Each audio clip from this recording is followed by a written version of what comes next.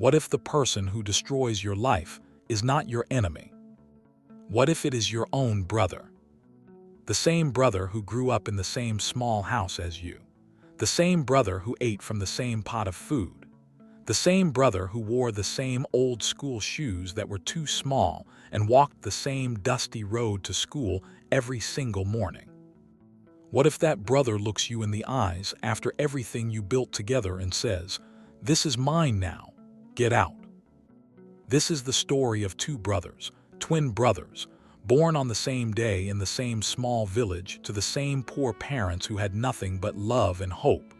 These two boys grew up side by side. They slept in the same room. They shared a blanket that was too thin for winter. They pushed each other to study harder, work harder, be better.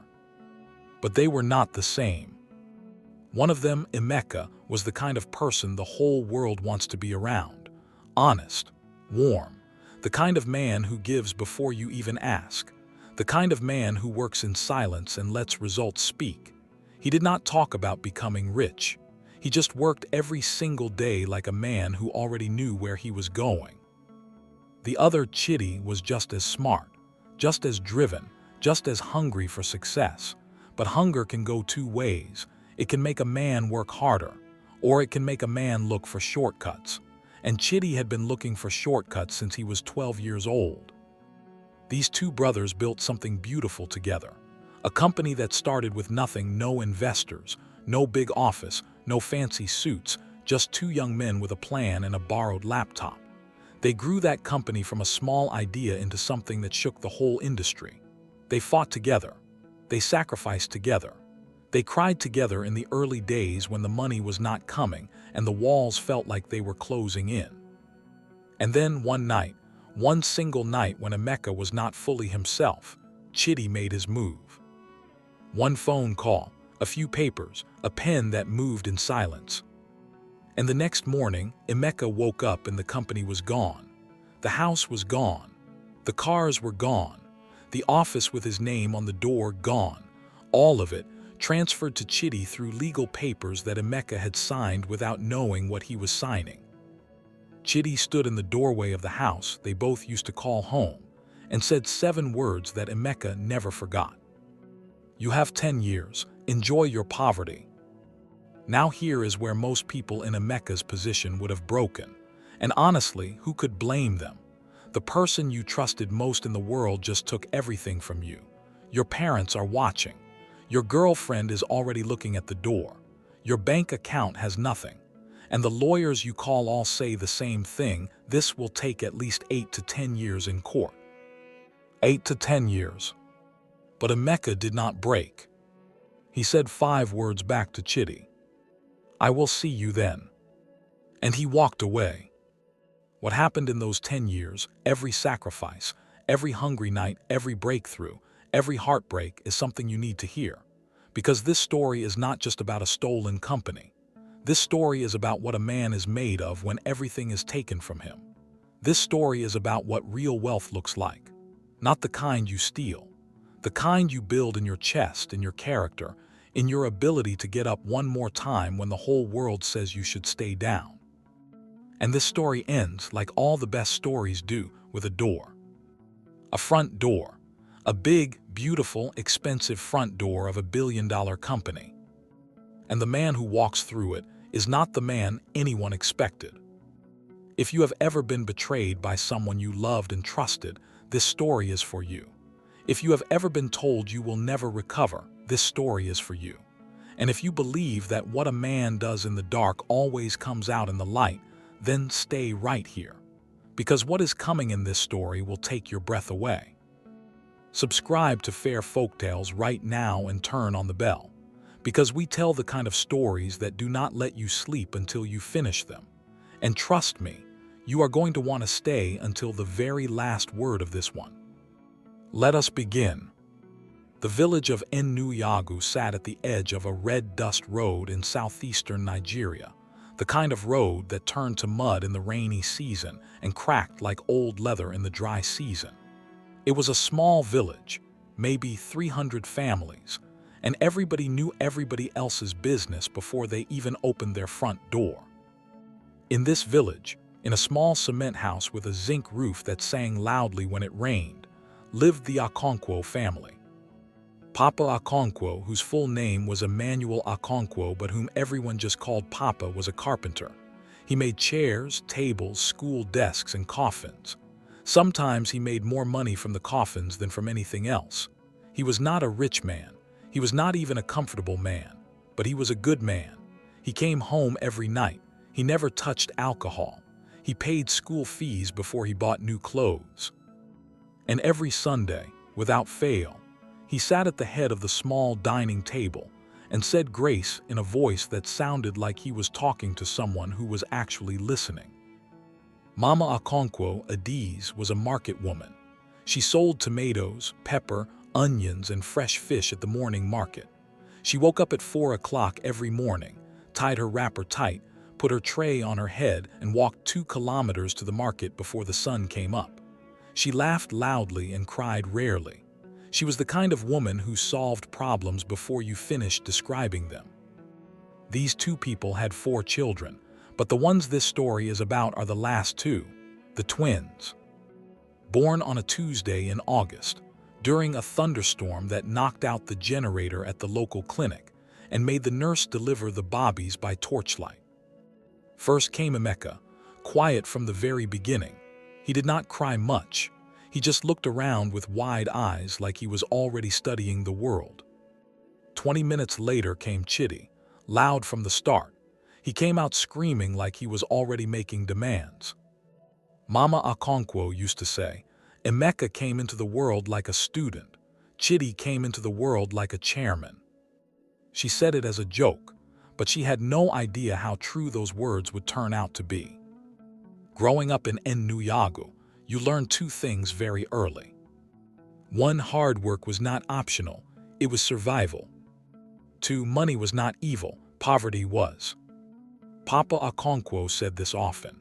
He would sit on his wooden stool after dinner with his hands on his knees and say, "My sons, poverty is a disease, and the only medicine is work. Not prayer alone, not luck alone, work." Both Emeka and Chidi heard this, but they understood it differently. Emeka understood it as a calling. He worked because he loved the idea of building something. He loved the feeling of starting with nothing and making something. Even as a child, he would collect empty bottles, clean them, and sell them to the woman who made Zobo drink at the end of the road. He would carry water for neighbors for small coins. He kept a little notebook, his first notebook, where he wrote down every naira he earned and every naira he spent. He was 10 years old. Chidi understood money as power. He wanted to be rich not for the joy of building but for the feeling of being above. He wanted people to look at him. He wanted to be the one who sat at the head of the table. From a very young age, Chidi had an eye for opportunity, but he also had an eye for what belonged to other people. In school, both brothers were brilliant. Their teachers used to argue about which one was smarter. Emeka was top in mathematics and science. Chidi was top in business studies and English. When they wrote debate pieces, Chidi could make you believe anything. He had a gift for words, for persuasion, for making a lie sound like common sense. Their closest friends could see the difference. Emeka's friends trusted him completely. They borrowed his notes. They asked for his advice. They knew he would never tell their secrets or take their things. Chidi's friends liked him, laughed with him, but they watched their wallets when he was around. Not because he had ever stolen anything directly. Just because there was something about the way Chidi's eyes moved when he looked at something that did not belong to him. A kind of calculation, a measuring. After secondary school, both brothers wanted to pursue business. Papa Okonkwo could not afford to send both of them to university at the same time. So Emeka said, "Let Chidi go first. I will work and save, then I will go." And that is exactly what happened. Emeka got a job at a construction supply company in Onitsha. He swept floors, loaded trucks, answered phones, whatever was needed. He lived in a single room and sent money home every month. Chidi went to the University of Lagos and studied business administration. He was brilliant in class but lazy in character. He had a group of friends who spent more time in nightclubs than in lecture halls. He discovered that smart people did not always work the hardest. They just positioned themselves close to people who did. He studied that principle the way other students studied textbooks. When Chidi graduated, Emeka had already saved enough to start something small. He had also studied on his own, reading every business book he could find, attending free seminars, watching lectures online at the cyber cafe near his house.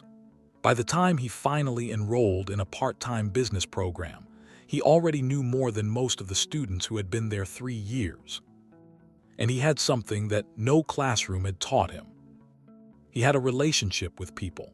Every person Emeka had ever worked for had become a supporter. His first boss at the construction company had written him a recommendation letter.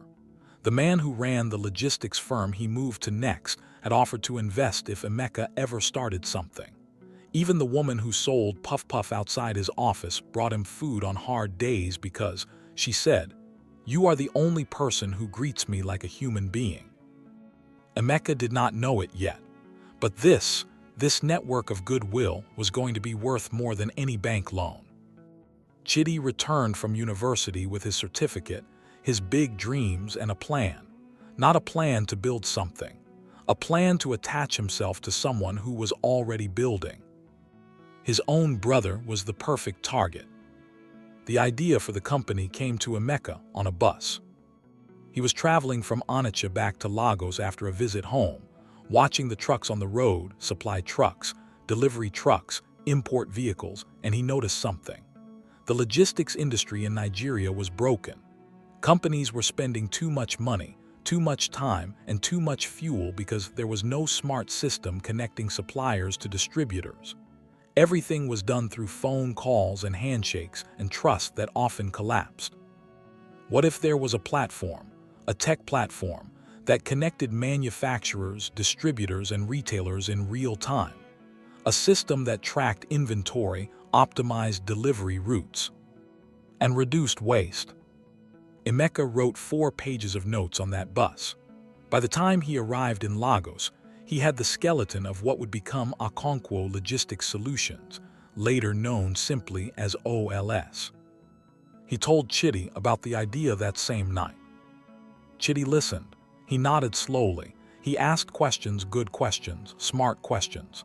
And when Emeka finished, Chidi said, "This is big, brother. This is really big. You need me."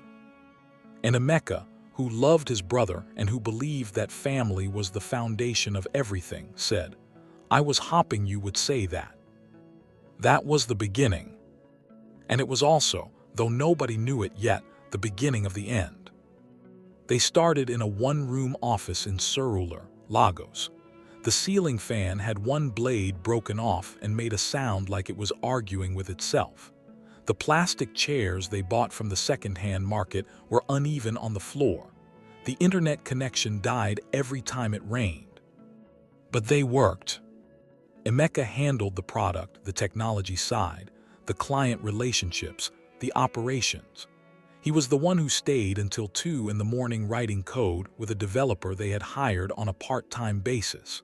He was the one who visited clients personally, who sat with truck drivers to understand their problems, who called suppliers on Saturday mornings because he wanted to understand their pain points. Chidi handled the business side, contracts, legal matters, partnerships, presentations, and he was good at it, very good. Chidi in a room with investors was like fire in a room full of dry wood. He could talk. He could charm. He could make OLS sound like the future of African commerce. And he was not lying, it truly was the future. He just had a talent for making people see it faster. In the first year, they almost died. The money ran out in month 7. Their developer quit because they could not pay him. One of their first clients canceled the contract because a competitor offered a lower price. Emeka had to borrow money from his mother, money she had been saving for years in a small tin under her bed. He cried when she handed it to him. She told him to wipe his face and get back to work. But they did not give up. By year 2, they had 5 clients and enough money to move to a slightly better office. By year 3, they had 20 clients and a small team of 8 people. Emeka's relationship-first approach was paying off. Their clients did not just use OLS, they loved OLS. They recommended OLS to other companies without being asked. They called Emeka personally when they had problems because they knew he would fix it. Chidi brought in big contracts, 2 partnerships with manufacturing companies in Lagos and Port Harcourt that changed the scale of what OLS could do. Together, they were unstoppable. Or so Emeka thought. There is a woman in this story who matters more than she seems at first. Her name is Ngozi. She came into Emeka's life in year 2 of the company. She was a marketing consultant, smart, beautiful, the kind of woman who walked into a room and made everyone wonder who she was. She and Emeka met at a business networking event in Lagos and spent 4 hours talking about logistics, business models, and whether true loyalty could exist in a competitive industry. Emeka fell completely. Ngozi was from a comfortable family, not rich, but stable. Her father was a retired professor. Her mother was a teacher. She had been raised with the understanding that a man's character mattered more than his bank account. In the early days, she believed that with Emeka. She was his biggest supporter. She helped him think through problems. She designed their first company brochure on her own laptop just because she wanted to help. When clients came to visit, she made tea and sat quietly and then gave Emeka feedback after they left. But as the years passed, and as the company grew slowly rather than overnight, Ngozi began to change. Her university friends were marrying men who drove big cars and took holidays abroad. Her mother had started asking questions. Chidi, charming, entertaining, always dressed sharp, had started making comments around Ngozi. Small ones, careful ones. Emeka is so dedicated. Shame the returns are not matching the sacrifice. I keep telling him to be smarter about money, but he is too honest for his own good. A woman like you deserves someone whose future is certain, not just possible. Ngozi heard these things, and slowly they began to settle in her like seeds. But that story, the full story of Ngozi, is for the next section. First, we need to understand the empire that was being built, because you cannot understand what was stolen until you understand what it was worth. By year 5, OLS was operating in 6 states. They had 63 full-time employees. They had signed a landmark deal with one of Nigeria's largest food manufacturing companies that tripled their revenue overnight. They had been featured in 2 national business magazines. Emeka had been invited to speak at a tech summit in Abuja, where he sat on a panel with some of the biggest names in Nigerian business. He was 31 years old. Chidi was 31 years old. Papa Okonkwo came to visit the Lagos office that year and stood in the reception area looking at the company logo on the wall, a stylized road and a moving arrow, simple and clean. And he stood there so long that his assistant came to ask if he was okay. "I am not okay," Papa said quietly. "I am something better than okay. I am proud." He called both his sons into Emeka's office, sat them down, and said, "What you have built here, this is bigger than your mother and I ever dreamed for you. Whatever happens in life, remember you are brothers first. Business second. Family first. Always." Both sons nodded. One of them meant it. The night everything fell apart was a Friday. It was a celebration night. OLS had just closed the biggest deal in the company's history, a 3-year supply chain management contract with Vertex Manufacturing Group, one of the top 5 manufacturers in West Africa. The deal was worth 480 million naira in the first year alone. With renewal options, it could make OLS a billion-naira company within 2 years. Emeka had worked on this deal for 11 months.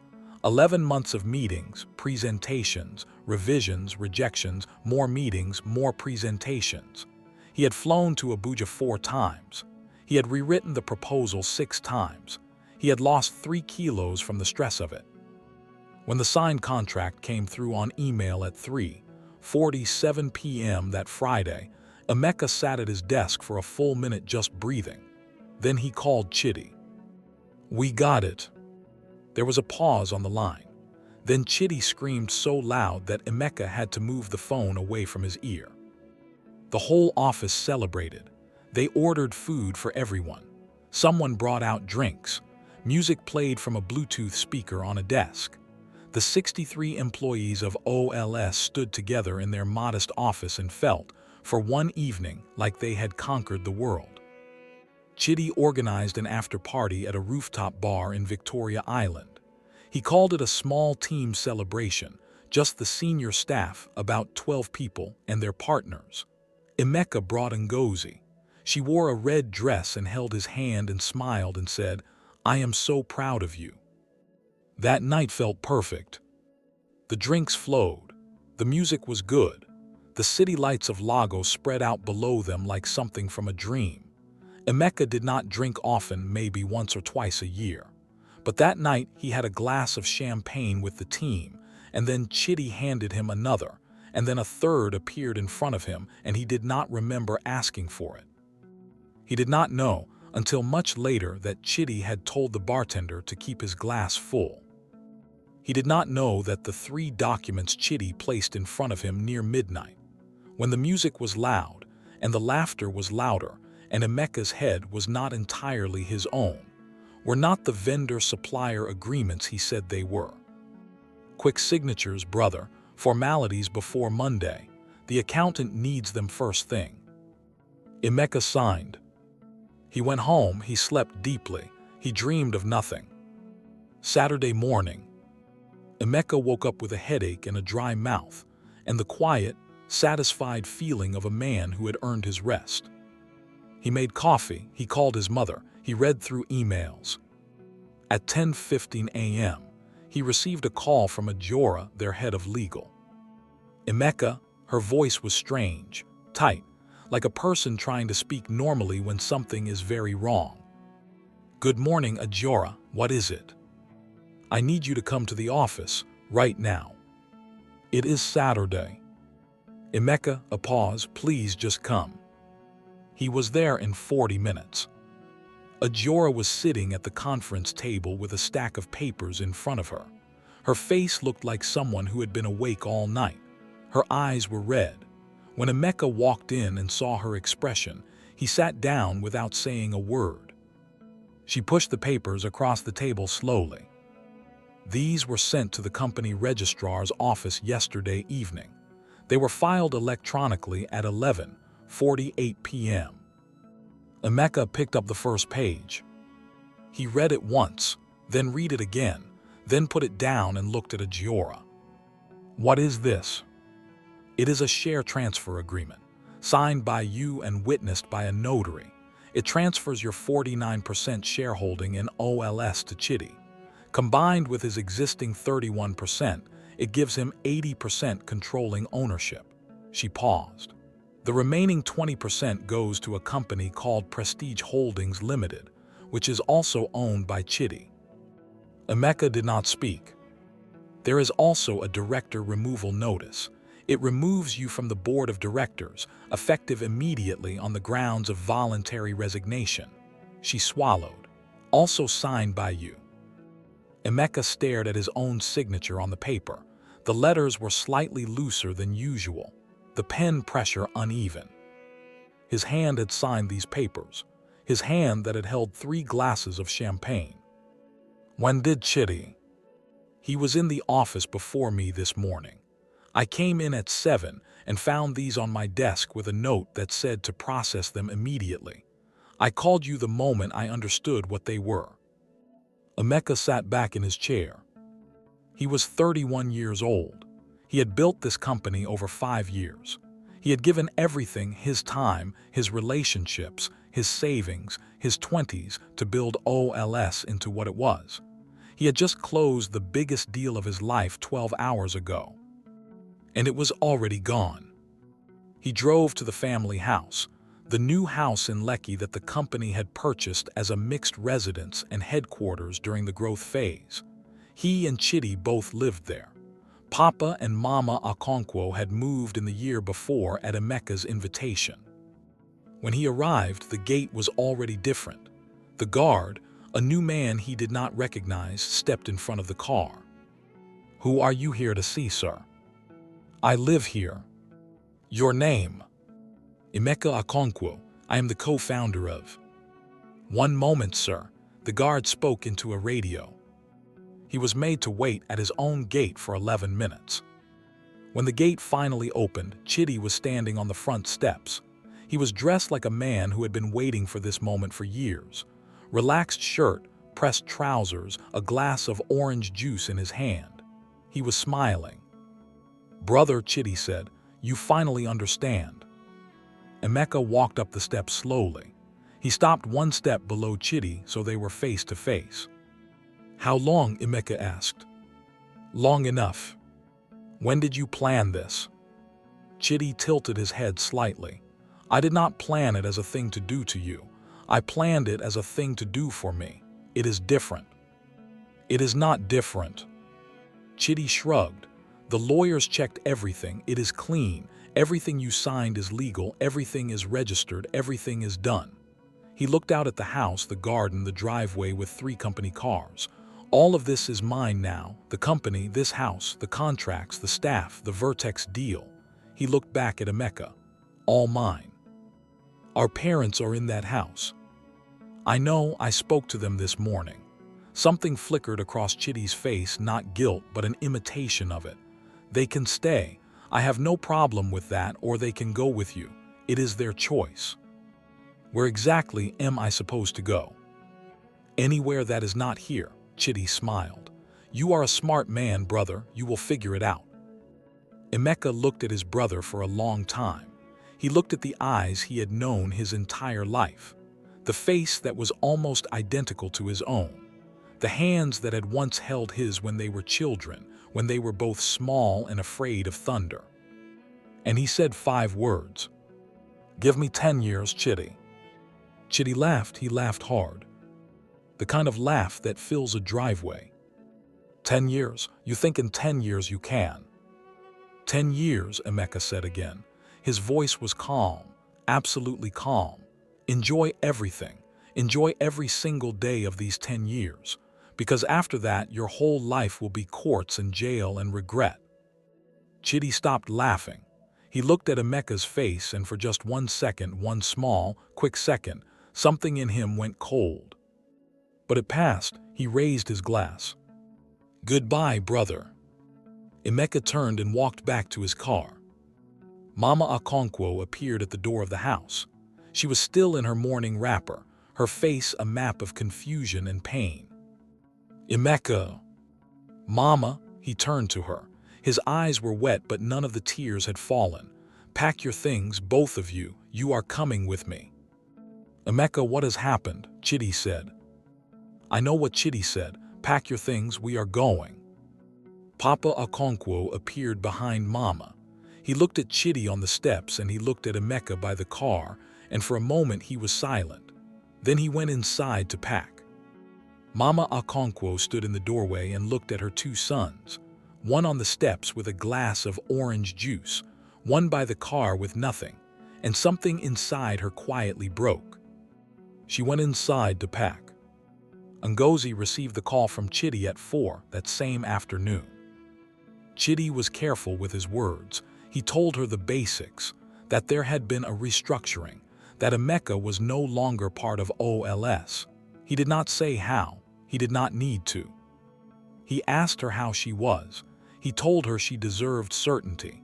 He told her Emeka was brilliant, but that some men are built for struggle more than for success. He said it kindly, almost like he was concerned. Ngozi hung up the phone. She thought about the conversation for 2 hours. Then she called Emeka. "Is it true?" "Yes." "You lost the company." "For now." "What does that mean, for now?" "Emeka, we have been together 3 years. I thought by now we would be." "I know what you thought.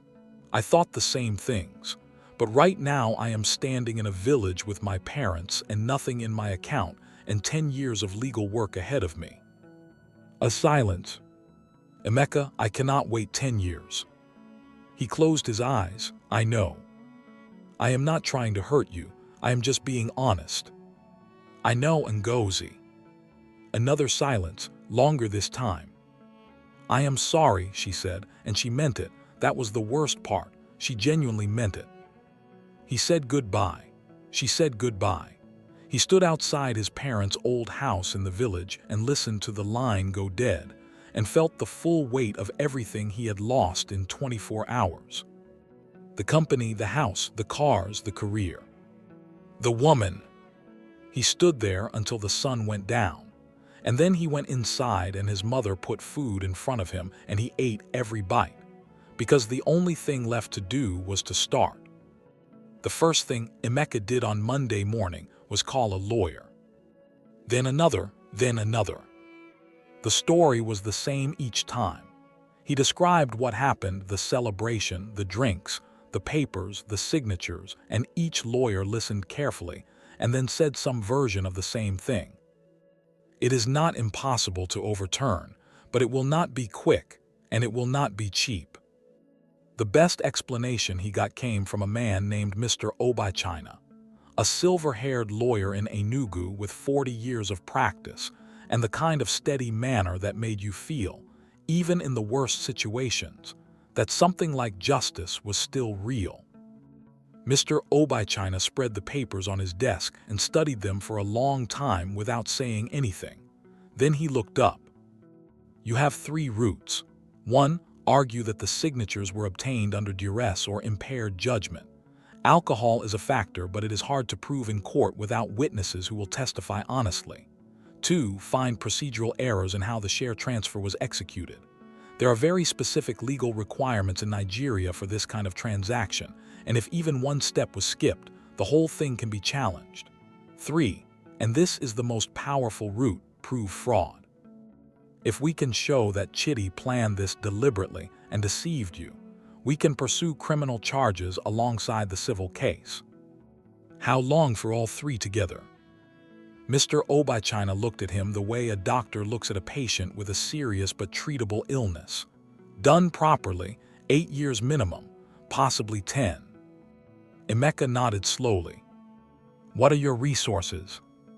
I have a little money. I will find more. You will need to.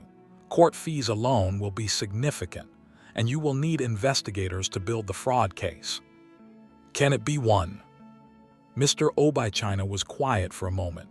Then he said, I have seen worse situations recovered.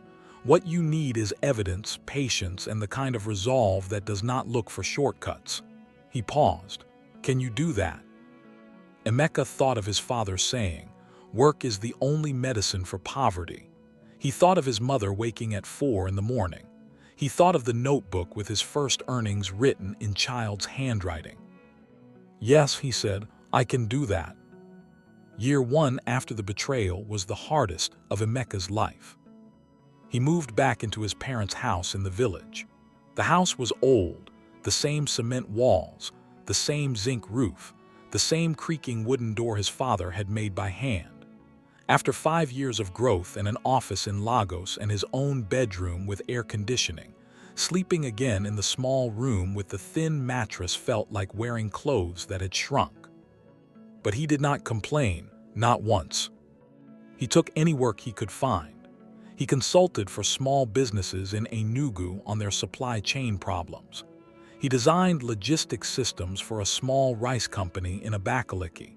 He taught a business class at a private secondary school on Saturday mornings for a fee that barely covered transport. Every naira that did not go to food and basic needs went into 3 places: the legal fund, the investigation fund, and a small savings account he opened under a new business name, a name he did not tell anyone. He and Mr. Obichina met every 2 weeks. The lawyer had assembled a small team, a junior lawyer named Chinier who was sharp and relentless, and an investigator named Dyke who had spent 10 years working in corporate fraud cases. The investigation moved slowly, painfully slowly, like trying to read a book in a dark room, 1 page at a time. But things began to appear. The first breakthrough came in month 9. Dyke discovered that Prestige Holdings Limited, the company that had received 20% of OLS shares, had been registered 6 months before the betrayal night. 6 months. This was not a decision Chitty made quickly. This was planned. This was prepared. The notary who had witnessed the signatures, a man named Mr. Fasciola in Lagos, had a connection to Chitty that predated OLS. They had attended the same church. Their families knew each other. Dyke found 4 meetings between Chitty and Mr. Fasciola in the months before the betrayal. Meetings in restaurants, not offices. Meetings that were not in any calendar or company record. Chinnier's eyes lit up when she saw this.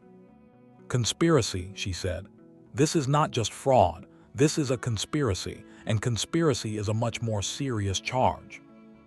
Emeka looked at the information on the table, receipts, phone records, meeting logs compiled by Dyke, and felt something shift inside him. Not anger, something quieter, certainty, the feeling of a man who knows he is on the right road. Meanwhile, Chitty was living the life he had always imagined. OLS was growing under his leadership, not because of Chitty's vision, but because Emeka had built systems strong enough to survive. The Vertex contract went through successfully. New clients were added. The team that Emeka had built and trained continued to function the way he had taught them. Chitty took most of the credit publicly. He gave interviews. He appeared in business magazines. He spoke at events about the journey of OLS, carefully editing the story so that Emeka's name appeared less and less. He bought a new car every year. He moved into a large home in Banana Island. He traveled to London, Dubai, Johannesburg. He wore custom suits and had his photo taken at charity events and posted things on social media about hustle and sacrifice. He took a new girlfriend, a woman named Temi, the daughter of a Lagos society family, and introduced her to every important person in his life as evidence that he had arrived.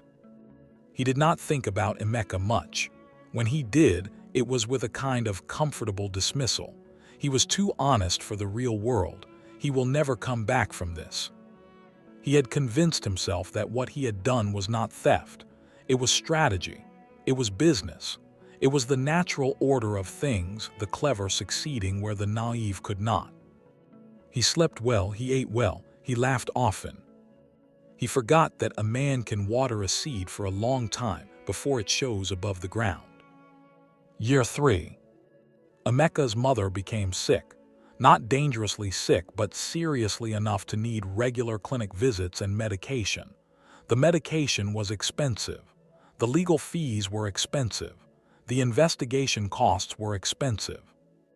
Emeka sat at his desk one night, the same small desk in the village room, under a single bulb that flickered sometimes, and did the calculations. He was running out of money. He stared at the numbers for a long time. He thought about calling the case off, not abandoning it, just pausing it, getting a proper job, stabilizing, rebuilding the fund. But a pause could mean years of lost momentum. Evidence grew cold. Witnesses' memories faded. Chitty's lawyers would have time to build defenses. He picked up his phone and called the one person he had not called yet. Mr. Ademi. Emmanuel Ademi was the managing director of the construction supply company where Emeka had worked at 18 years old. The man who had written him that recommendation letter. The man who had said, "If you ever start something, call me." Emeka had not called in 12 years. Mr. Ademi picked up on the second ring. "Emeka Okonkwo," his voice was warm. "I have been waiting for you to call." "Sorry. I heard what happened with your company. I heard maybe 6 months ago from someone who knows you're Mr. Obichina. I was wondering when you would reach out." Emeka felt something break open in his chest. "I did not want to ask for help." "I know that is who you are." A pause. "How much do you need?" Emeka told him. Mr. Ademi was quiet for a moment. Then he said, "I will double that, and I do not want it back as a loan. I want it back as equity in whatever you build next, because I know you are building something. A man like you does not sit still." Emeka could not speak for a moment. "Mr. Ademi, do not thank me, just win." That phone call changed everything. With the financial pressure lifted, Emeka could move faster. He also reached out quietly, carefully, to some of the people who had worked at OLS in the early years. 3 of them became key witnesses. They had seen things, heard things, kept emails they were not supposed to keep. One of them, a former operations manager named Kalu who had left OLS in year 6 after Chidi tried to underpay him, had a very specific memory of a conversation between Chidi and a legal consultant that he had accidentally overheard in a hallway. A conversation about timing, about papers, about a celebration night. Kalu gave a full statement, signed and witnessed. Chinier added it to the case file and called it the turning point. Year 5. The case was filed formally in the Federal High Court in Lagos. Fraud, conspiracy, illegal share transfer, director removal by deception. Chidi's lawyers, and he had hired the best money could buy, responded aggressively. They filed countermotions. They challenged witnesses. They submitted character attacks against Emeka. They portrayed him as a man who had voluntarily stepped away from the company and was now seeking to reclaim it out of jealousy. The legal fight was brutal. There were days Emeka came home from court and sat in his parents' kitchen in complete silence for an hour, unable to speak. His mother would put food in front of him and sit nearby without saying anything, just being there. Papa Okonkwo, who was getting older and whose hands now trembled slightly from age, would sometimes come and sit beside Emeka in the evenings. They would not talk much, but sometimes Papa would say, "You are not fighting for money, Emeka. You are fighting for the truth, and the truth does not get tired. It just waits." Emeka held that. He held it on the days the judge made rulings that went against him. He held it when Chidi's lawyers produced documents that looked convincing but were carefully misleading. He held it when a journalist paid, Emeka later discovered, by someone connected to Chidi, published an article suggesting the case was without merit. He held it. Year 7 brought another kind of pain. He met a woman. Her name was Ijoma. She worked at a development organization in Enugu, a woman who spent her days helping small businesses access funding and training. She was not flashy. She did not wear things to be noticed. She had the kind of beauty that becomes more visible the more time you spend with a person. She and Emeka met at a small business development conference where he was presenting a case study. Afterwards, she came up to him. "You built that company from nothing," she said, "and what was done to you was wrong. I do not know how you are still standing." He looked at her. "I do not know either most days." She smiled. "Most days is enough." They talked for 3 hours, then 3 more the following week. By month 3, he had told her everything: the betrayal, the 10 years, the plan, his promise. She listened. She did not flinch. She said, "I am not Ngozi. I am not going anywhere." Emeka looked at her for a long time. "Do not promise that unless you mean it." "I mean it," she said simply. And she did. Ijoma became the person who made the last 3 years survivable. She cooked with his mother. She helped draft summaries of the case for new supporting lawyers. She drove him to court on difficult mornings and waited in the car doing her own work so he never felt alone when he came outside. She was the woman who saw him at his lowest and stayed. Year 8. A major ruling. The court found sufficient evidence to proceed with the criminal fraud charges. This was the moment that changed the atmosphere of the entire case. A civil dispute is one thing. Criminal fraud charges against a prominent businessman are something else entirely. The business press picked it up. Former associates of Chidi started distancing themselves. Some of the board members Chidi had cultivated over the years began to have quiet conversations with Emeka's legal team. Chidi, for the first time, began to look worried. Year 9. 3 things happened. First, the notary, Mr. Fasciola, agreed to testify for the prosecution. He had been facing his own separate legal issues, and his lawyers advised cooperation. His testimony about the 6 months of planning, the prearranged meetings, the deliberate timing of the documents, it was everything Chinier had predicted it would be. Second, Emeka's investigator Dyke uncovered financial records showing that Chidi had been moving OLS money into private accounts over the past 4 years. Not the Vertex money that was protected by the client, but supplier payments, staff bonus funds, research budgets.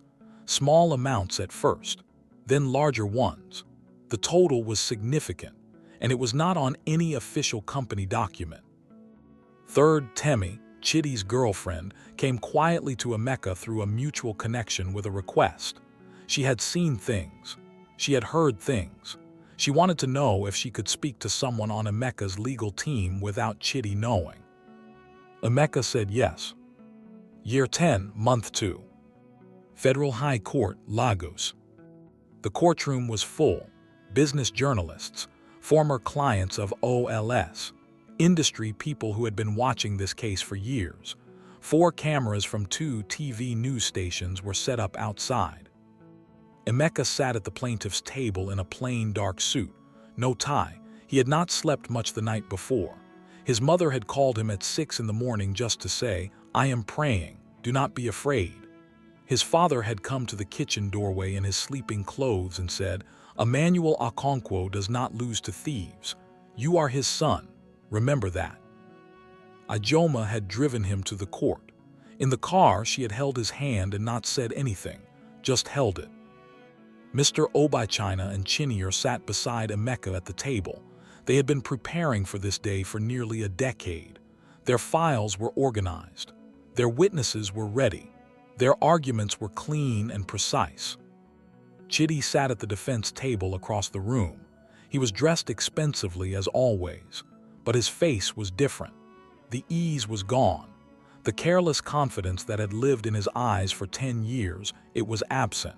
In its place was something pinched and tight, something that had been building behind the surface for the past few years as the case closed in around him. His lawyers were still good. They were still prepared, but they were fighting a case they could no longer spin. The judge was a woman named Justice Nkecha Offer.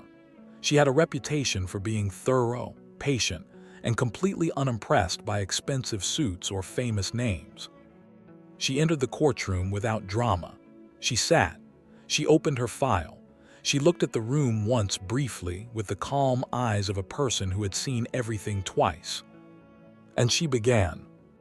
The key testimonies had already been given over the previous weeks. Today was closing arguments and judgment. Chidi's lead lawyer, a man named Barrister Adekanal who had the polished manner of a man used to winning, made his final argument for 40 minutes. He was skilled. He acknowledged some irregularities but framed them as business decisions made in good faith. He emphasized the legal validity of the signatures. He said Emeka had been a willing participant in the restructuring of the company's leadership. He was persuasive. He had always been persuasive. But today it was not enough. Chinier stood up for the final submission. She was 29 years old, small, quiet-looking, the kind of person you might overlook in a room full of senior lawyers. She spoke for 22 minutes. She laid it out simply: the pre-registered company, the 6 months of planning, the meetings with the notary, the celebration organized specifically to impair Emeka's judgment, the financial diversions discovered in the company accounts, the testimony of Kalu, the former operations manager, the testimony of Mr. Fasciola, the notary, the statement from Temi. She placed a single document in front of each argument, clean, organized, undeniable. She finished by saying, "Your Honor, what happened to Emeka Okonkwo was not a business disagreement. It was not a misunderstanding. It was a 10-year plan executed by his own brother to steal everything he built. The law does not protect plans like this. The law does not reward people who use family trust as a weapon.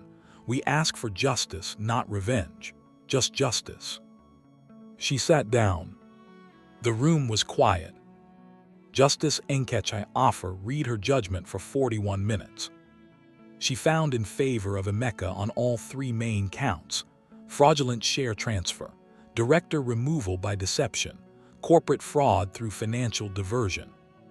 The share transfer was declared null and void. All shares were to be returned to their original holders. Emeka was reinstated as majority shareholder and chairman of OLS. Chidi was found guilty of fraud and conspiracy. He was sentenced to 7 years in prison with no option of fine. All personal assets acquired through or connected to OLS funds were to be seized. A separate financial investigation was ordered to determine the full extent of the diverted funds. Barrister Adekanal immediately indicated an intent to appeal.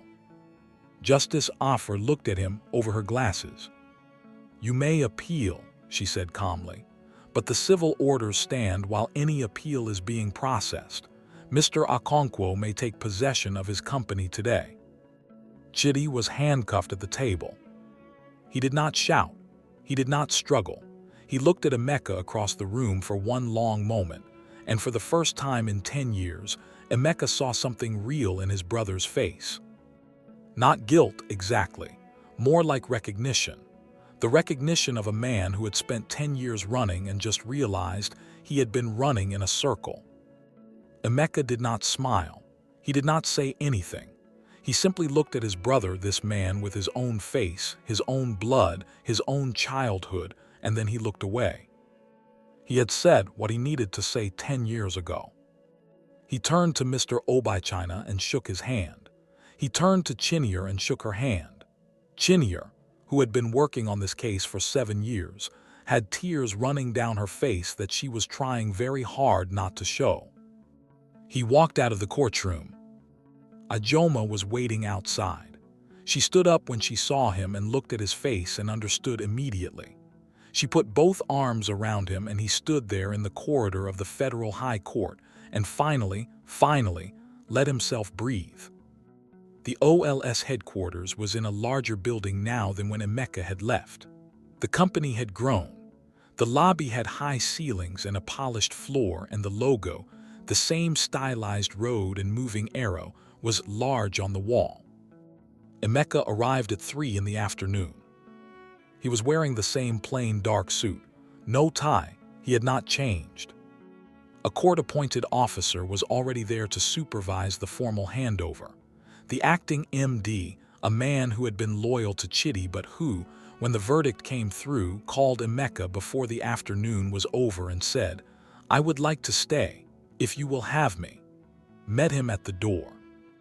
Emeka stood outside the front door for a moment. He looked at the building. He thought of the one-room office in Surulere with the broken ceiling fan. He thought of the creaking plastic chairs, the dying internet connection. He thought of the night the big contract came through, and he called his brother and his brother screamed with joy. He thought of a man standing on steps with a glass of orange juice. He thought of 10 years. 10 years of courts and village rooms and thin savings and borrowed money and slow progress and fast setbacks. 10 years of learning how to get up one more time. 10 years of building something so deep inside himself that nobody could take it, even when they had taken everything else. He pushed open the front door and walked in. The staff who were present that afternoon said later that they had never seen anything like it. Most of them had heard the verdict on their phones before he arrived. Some of the older ones, the ones who had been there in the early years under Emeka's leadership, were already emotional. When he walked in, someone began to clap, then 2 more, then all of them, the whole lobby, the people who came to the top of the staircase, the receptionist who had worked there for 8 years and who had once told her sister that Emeka was the best boss she had ever had. Emeka stood in the lobby of his company and listened to the sound of it and did not try to stop the tears that came. He just stood there and received it. Emeka did not celebrate loudly. That was not his way. There was no gala, no party, no press conference with champagne. He called his parents first. Mama Okonkwo picked up on the first ring, heard his voice, and started praying out loud right there on the phone. Papa Okonkwo took the phone from her and said, "Emmanuel Okonkwo's son." Of course, just that. Then he was quiet for a moment, and Emeka could hear him breathing, and he knew his father was crying. He called Mr. Ademi. He called Kalu. He called Dyke the investigator. He called every person who had stood with him. Then he went home to the village. He ate dinner at the small table where he had grown up. His mother made the same soup she had always made, ofe onigbu with pounded yam, the soup that smelled like every good memory he had. He ate more than he had eaten in months. Ajoma sat beside him. His parents sat across from them. Nobody said very much. The night was quiet, and the zinc roof was silent because it was a clear night with no rain. After dinner, Papa Okonkwo looked at Emeka and said, "What will you do with the company?" Emeka thought for a moment. "First, I will protect the people who stayed. The good employees, the ones who kept things running honestly, they will be rewarded. Then I will clean out whatever Chidi built that was not clean. Then I will grow, properly, the way I always planned." Papa nodded, and Chidi. Emeka was quiet. "He is still my brother," he said finally. "I did not do this to destroy him. I did it because it was right. What happens to him now is the law's business and his own choices. I will not carry hate for him. It is too heavy and the road ahead is too long." Papa looked at him for a long time. Then he said, "You are a better man than me. I would have carried the hate." Emeka smiled. "You taught me not to." The rebuild of OLS took 3 years. Emeka came back to find a company that had grown in size but shrunk in soul. The culture he had carefully built, the openness, the honesty, the genuine care for people, had been replaced by something colder. Staff who asked questions were ignored. Innovation had been replaced by maintenance.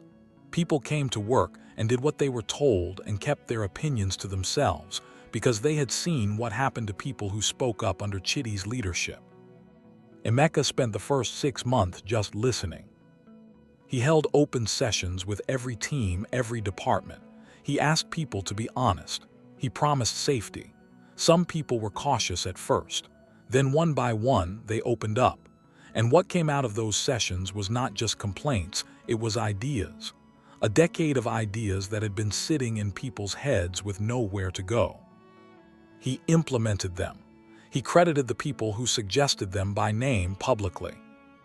The energy in the building changed within months.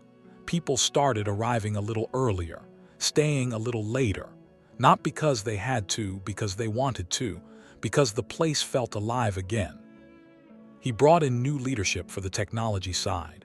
A brilliant young woman named Adiz who had built 2 successful startup products and who, when Emeka described his vision for OLS, said, "Why have I not heard of this company before? This is exactly what the continent needs." He expanded the platform into 3 new countries in 2 years, East Africa, then Southern Africa. The Vertex contract, which had survived the chaos of Chidi's years because the product underneath it was genuinely good, was renewed and expanded. 2 new landmark deals followed. At year 12 from the founding, and year 2 after the return, OLS crossed the $1 billion valuation. Not billion naira, $1 billion. The story of Ngozi came to a quiet close. She had married a man in finance, a good man from what Emeka heard, stable, kind, successful. They had a child. She built a good life. Emeka wished her well, he meant it. Because Ijoma was there. Ijoma, who had met him in his worst year and stayed through the court battle and the uncertainty and the nights when he sat in silence too tired to speak. Ijoma, who had sat in a car outside courtrooms doing her own work so he never felt alone when he came out. Ijoma, who had called his mother every week to check on her even when Emeka forgot to call. He proposed to her in the most private way possible. No helicopter, no cameras, no grand gesture. Just the 2 of them on the rooftop of their apartment building on a Tuesday evening, watching the Lagos skyline, the the city that had taken everything from him and then given it back. And he took out a ring that had belonged to his grandmother and he said, "You are the reason the 10 years did not break me. You are the reason I could keep going when I was tired. You are the reason I know what I built is real, because you love it for what it means, not for what it costs." She said yes before he finished the sentence. Their wedding was in the village, in Nuyagu, under a tent in the yard of the house where his parents had raised him. 300 guests, every person who had helped along the way. Mr. Adami, Mr. Obichina and Chinier, Kalu, Dyke the investigator, the puff-puff woman from outside his old office in Lagos, who now had her own small restaurant and had been invited as an honored guest. Papa Okonkwo walked Ijoma in. He was older and slower now and his hands trembled a little. But his back was straight and his eyes were clear, and when he gave her hand to Emeka he said, "Take care of my son. He worked for this." She looked at Papa and she said, "I know he did, I was watching." Chidi's appeal failed. He served 4 of his 7 years before being granted early release for good behavior. He came out of prison a quieter man. The suits were gone. The car was gone. The house in Banana Island was gone. The girlfriend was long gone. He called Emeka 1 month after his release. The phone rang for a long time. Emeka almost did not pick up. He did. "Brother," Chidi's voice was different, thinner, like something had been taken out of it. "Chidi, I am not calling to ask for anything, I needed to say it. What I did was wrong. It was always wrong. I told myself it was business. It was not business. It was wrong." A pause. "I am sorry." Emeka was quiet for a moment. "I know," he said. "Not it is okay. Not I forgive you, not yet and maybe not completely. Just I know." "I am not going to pretend the 10 years did not happen," Emeka said. "They happened. They shaped everything. But I am also not going to spend the rest of my life carrying what you did. I am too busy for that." Another pause, longer. "You won," Chidi said. It was not said with bitterness. It was said like a man finally looking at a clear reflection. "I did not win," Emeka said. "I just refused to lose." He ended the call. He sat with his phone in his hand for a moment. Then he put it down and went back to work. So here is what this story is really about. It is not about a stolen company. It is not about a court case. It is not even about $1 billion. It is about what is inside a person when everything outside of them is taken away. Think about what Emeka had when he walked away from that house with his parents and nothing in his bank account. He had no company, no money, no girlfriend, no car, no office, no title. What he had, the only thing Chidi could not sign away, was his character, his relationships, his reputation, the goodwill he had built, coin by coin, relationship by relationship, over years of treating every single person with dignity and honesty. That is what Chidi never understood. You cannot steal goodwill. You cannot put it in a document. You cannot transfer it with a pen at midnight. When Emeka walked into that courtroom with his witnesses, the operations manager who remembered a hallway conversation, the notary who finally told the truth, the former girlfriend of his own brother, every one of those people showed up because of who Emeka was, not who he used to be, who he had always been. Chidi thought money was power. He thought clever was stronger than honest. He thought that if you moved fast enough and smiled wide enough and talked smooth enough, the truth would never catch up with you. But truth does not walk, it does not run, it does not need to. Truth just waits. And while it waits, it collects. It collects every witness, every receipt, every email that should have been deleted but was not, every conversation someone overheard in a corridor, every woman who finally decided to tell what she saw, every old friend who picked up the phone because they still believed in the man on the other end. 10 years. Chidi had 10 years of freedom. 10 years of big cars and fancy dinners and champagne and magazine covers and everything money can buy. And at the end of those 10 years, On a Tuesday afternoon in a Lagos courtroom, he watched all of it end. Because his brother had quietly kept his promise. There is also a lesson in this story for the Ngozis of the world, for the people who leave when the going gets hard. This is not said with anger. Life is complicated and people make choices based on fear and uncertainty. Ngozi was not a villain. She was a person who chose comfort over faith. But look at what she missed. She missed watching a man go to his absolute lowest point and climb back from it. She missed being part of something that most people will never experience, the pure satisfaction of a long, honest fight that actually wins. She missed standing beside someone at the peak of something they built themselves from nothing. Some people leave before the ending. That is their loss. And then there is Ijoma, who arrived in year 7 of 10 hard years and said, "I see you. I am not leaving." Remember her, because the Ijomas of this world are rare. When you find one, hold on.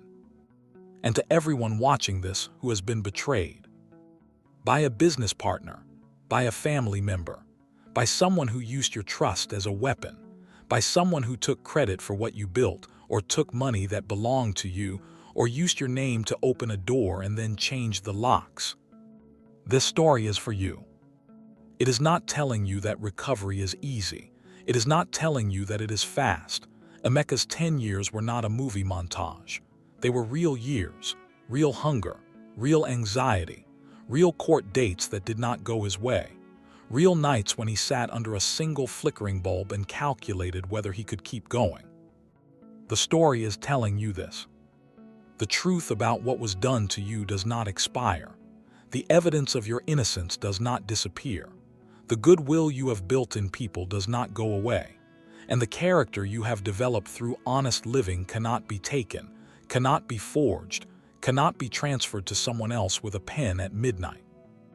You carry what they cannot steal. All you need to do is not stop. One more day, one more step, one more letter filed, one more person called, one more sandwich eaten across a broken table, one more morning where you wake up and say, "Not today. Today I keep going." Because on the other side of the 10 years, whatever your 10 years looks like, there is a door. A real door, a front door, the door of what is rightfully yours. And when you walk through it, every sacrifice will make sense. Every hard night will have been worth it. Every person who said you could not do it will be watching. And you will not look back. You will just walk in. If this story moved you, if it made something rise up in your chest and refuse to sit back down, then you are exactly the kind of person who belongs here on Fair Folktales. This channel is built for people who believe that the overlooked always rise, that goodwill always comes back, that what is built honestly cannot be destroyed permanently, that justice is slow but it is real. Subscribe right now and turn on the bell so you never miss a story like this. Every single week, we bring you stories about people who were underestimated, betrayed, pushed down, walked away from, and what happened when they refused to stay down. Drop a comment below and tell us, have you ever had to wait a long time for something that was rightfully yours? How did you keep going? Share this story with someone who is in their own difficult season right now. Someone who is in their year 3 or year 6 of a long fight. Let them know the door exists. It is waiting. We will see you in the next story. And as always, the greedy always fall. The overlooked always rise. And the ones who try to keep you small, they always end up standing in the wreckage of the very stage they built for themselves. Stay with us. This is Fair Folktales.